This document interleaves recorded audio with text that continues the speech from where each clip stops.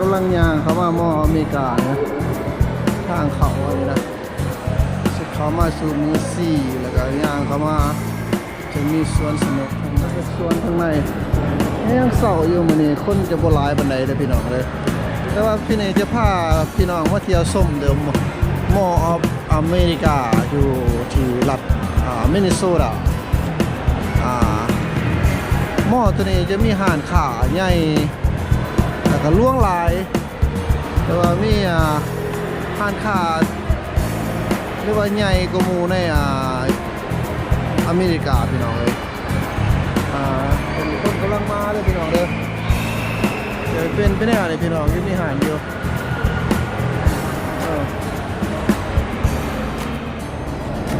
อันนี้จะเป็นสันที่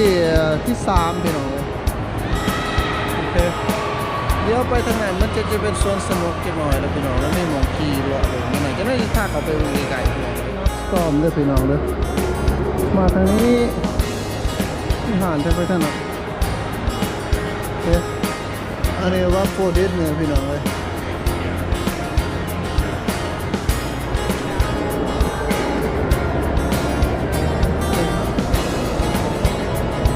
จะมีห่านเต็มไปหมดพี่น้องเลยอันนี้มันยังเสาอยู่ตอนมาตอนสวยมันจะคนลายพี่น้องเลยก็เลยไปมายากเลยมันใครแน่เนี่ยนะคนจะว่าลายอยู่ลมมันก็มีห่านเหรอคนที่ว่ายางกันอยู่ใช่ไหม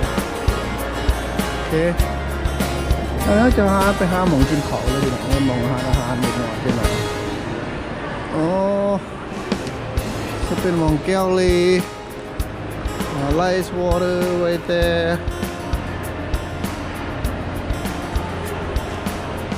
เบอร์เกอร์เป็นพ่อทั่วไปพี่น้องจะเป็นอาหารเนี่ยสิมันจะมีอาหารเต็มอยู่พี่น้องเลยแชกโอเคจะมาแชก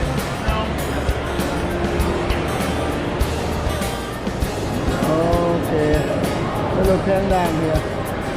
มันใช่นี่Great chef, you know, right? So kind of just a little bit king.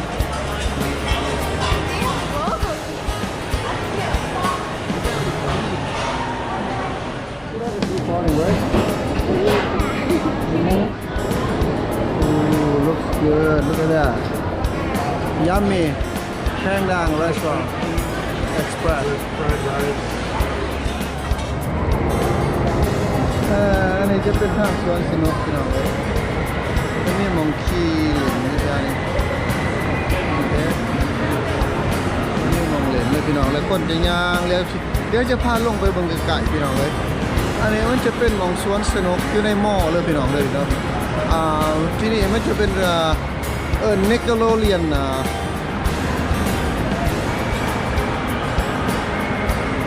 โอเคSo Jenny Ghostly Gangs Ping and Anchor Drop and then what's a Benego Blast and here is the Nickelodeon right there. Jennyจะพาไปเบิ่งโอเคจะเป็นมองคีแล้วพี่น้องเลยเห็นบอกคีกันชวนสนุกน้ำลายไปเลย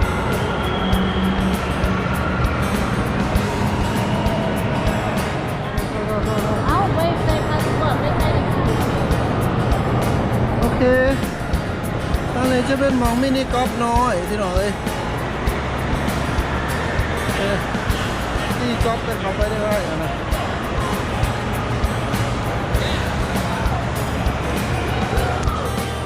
เป็นมองยิงกอล์ฟไปที่หน่อยเลยคนมาเรียนตีกอล์ฟ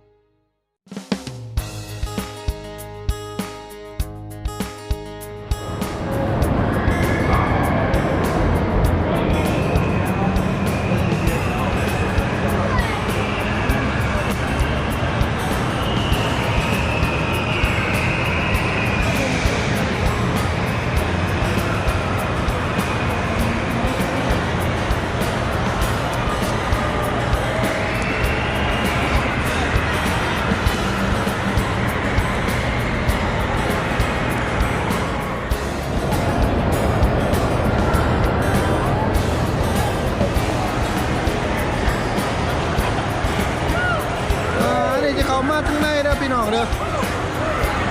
จะมีหมองเล็กหน่อยเล่นเยอะเยอะแยะมันจะมากกันแนวนี้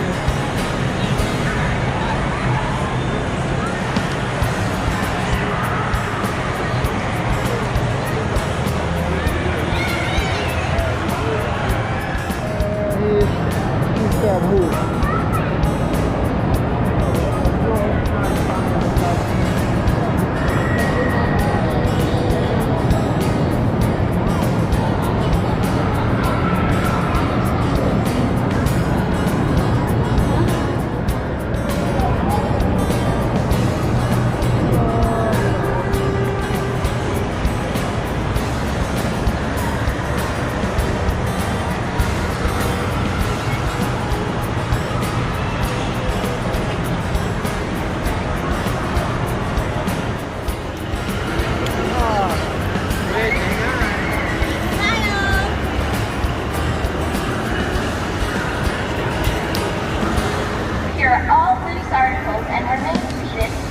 your arms, hands, and legs inside the car at all times. Please hold on to the bar in front of you. Thank you and enjoy your ride. Now watch out for that sneaky fox.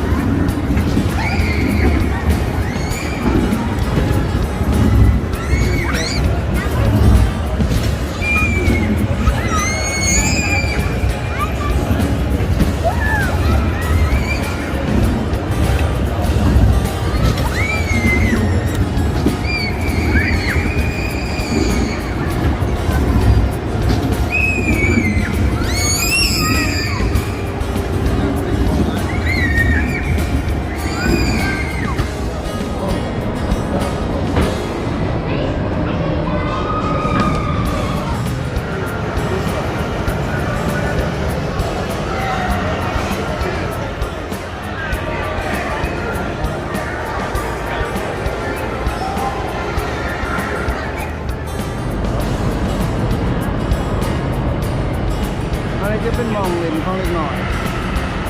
สนามเล่นล็อกหน่อยก็เล่น